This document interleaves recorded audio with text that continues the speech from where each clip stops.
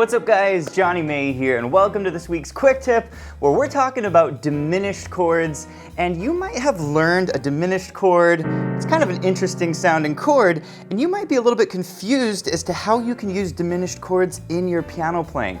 So in today's lesson, I'm going to show you 5 different diminished chord techniques that I like to use. And many pro pianists use these 5 techniques to create some awesome passing chords, color your chords, plus you can create some really cool improvisations and solos in your right hand using diminished chords. I'm going to show it all to you in this lesson. So let's go ahead and dive in. All right, first we're going to do a quick review of diminished chords, and then I'll teach you these 5 techniques. All right, so there are 3 diminished 7th chords at the piano, or these are called fully diminished chords. The first one is called a C diminished chord. It has the notes C, E flat, G flat, and A. And the way a diminished chord is constructed is it's all minor third intervals. So we have a minor third, we have a minor third, and we have a minor third, okay? First diminished chord. Second diminished chord is called a C sharp diminished 7, and it's just up a half step. Okay, so same thing, start on C sharp, minor third, and minor third. Okay, the last diminished chord is a D diminished chord, and if you go up a half step, you have a D diminished 7 or a D fully diminished chord. Again, all minor third intervals, okay? Now, if you were to go up another half step, you would have E flat diminished, but guess what? E flat diminished is the same as C diminished. So you only have 3 diminished chords at the piano. Now, before I teach you these 5 techniques, if you're enjoying this video, please hit the like button, and if you're new to the channel, be sure to subscribe for more videos just like this. All right, are you ready for technique number 1? The first technique is what I call a suspended diminished technique. I want to play this technique for you on a few common jazz tunes, and then I'll explain exactly how you can use this technique in your own playing. So here it is on Unforgettable.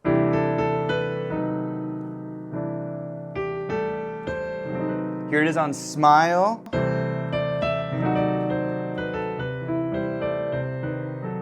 Here it is on Dream a Little Dream.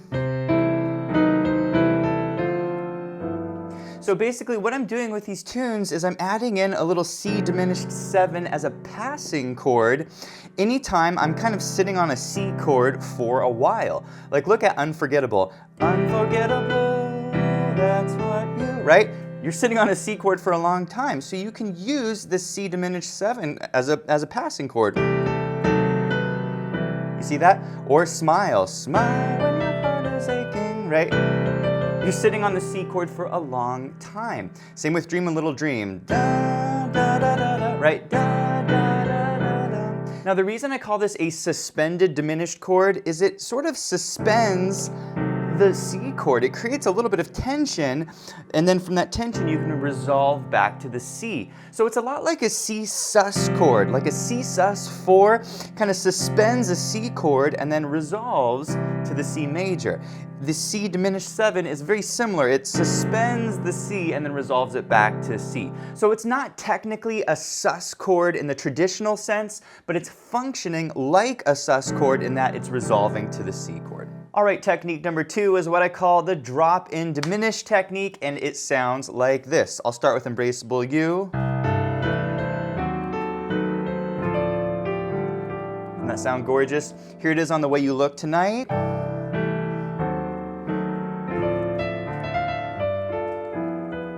And here it is on Heart and Soul.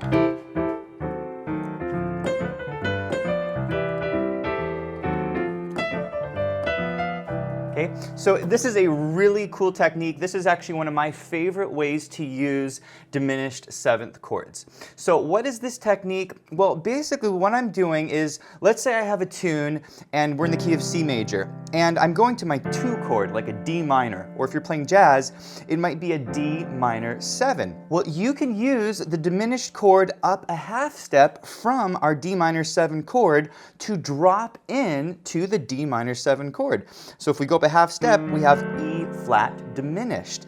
And so oftentimes, right before the 2 chord in a tune, like the D minor 7, you can play an E flat diminished, and that drops you in to the D minor 7 chord. Now this works particularly well on older tunes, you know.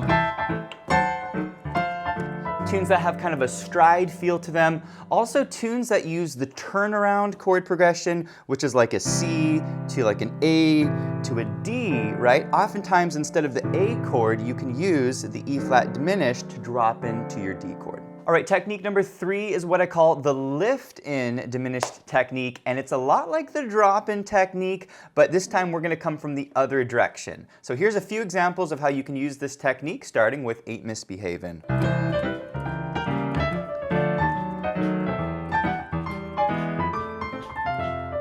Here it is on Fly Me to the Moon.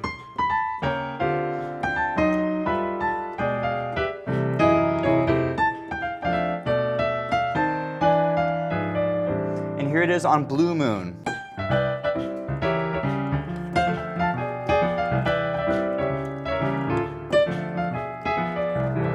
So this is a very cool technique. I also love to use this technique in my playing as well. So what exactly am I doing? Well, let's say you have a C chord in your tune, and we can think of this like a target chord.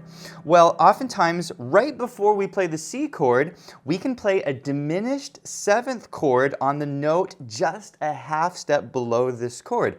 So if we played a B diminished 7 chord, this chord oftentimes leads very well to a C chord. And you can do this for almost any chord. Like let's say you're going to like a D minor chord. Well, you can go down a half step to the C sharp diminished 7 chord, and that kind of lifts into the D minor 7 chord. Same with the G7 chord. You can use an F sharp diminished 7 to get to your G7 chord. So in the case of Ain't Misbehavin', you have no one to talk with, all by myself.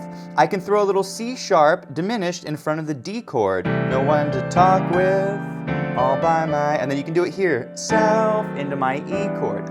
Same with Fly Me to the Moon. Fly me to the moon. I can go, fly me to the moon. And then, and let me play. You can go, moon and let me play among the stars. You can go, play among the stars.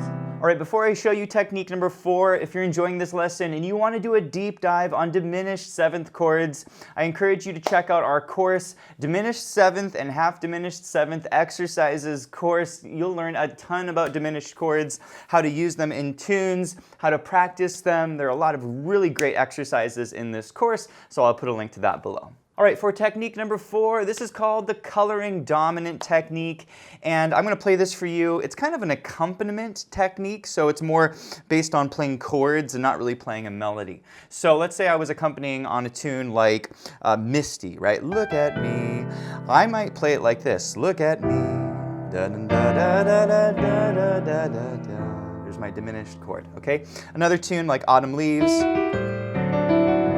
Okay, if I was accompanying ba-da-da-dum, ba-da-da-da-dum, ba-da-da-dum, ba-da-da-dum, I'm using these diminished chords in my accompaniment. So what exactly am I doing? Well, let's say you have a dominant 7 chord in a tune, and lots of jazz tunes have dominant 7 chords, like a G7 chord.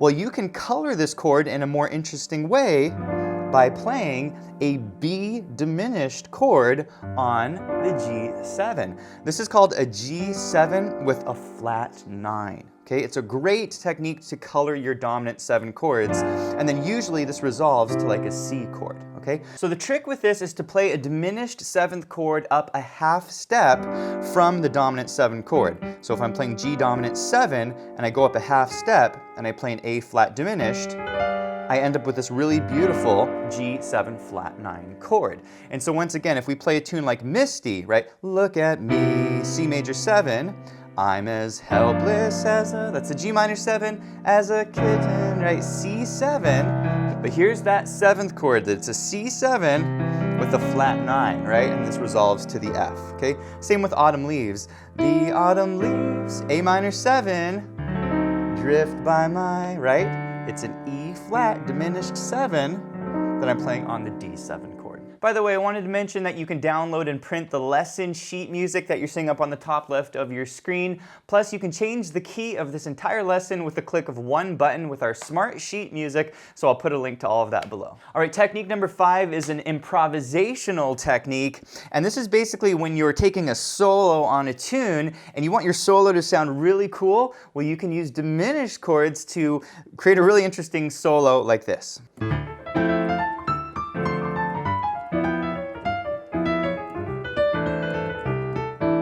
Okay, so what am I doing here? Well, let's say you have a G7 chord. This is a chord that usually precedes a C chord, and let's say you want to improvise a really cool little line on this G7 chord. Well, there are actually 2 diminished chords that you can play in the right hand that hit some of the really cool notes on a G7 chord. So the first is an A flat diminished chord. As I said earlier, this hits the flat 9 of the chord. It's a really cool kind of color, right? Which sounds really beautiful. But it's the second diminished chord that actually sounds the best in my opinion. And that is if you play a diminished chord based on the B flat, you get some really cool notes. This B flat is called the sharp 9 of the chord. This C sharp is called the flat 5 or the sharp 11, and the E is called the 13, okay? And these are all extended notes and altered notes that you can play on a dominant 7 chord. So once again, A flat diminished and B flat diminished, you can play on a G7 chord.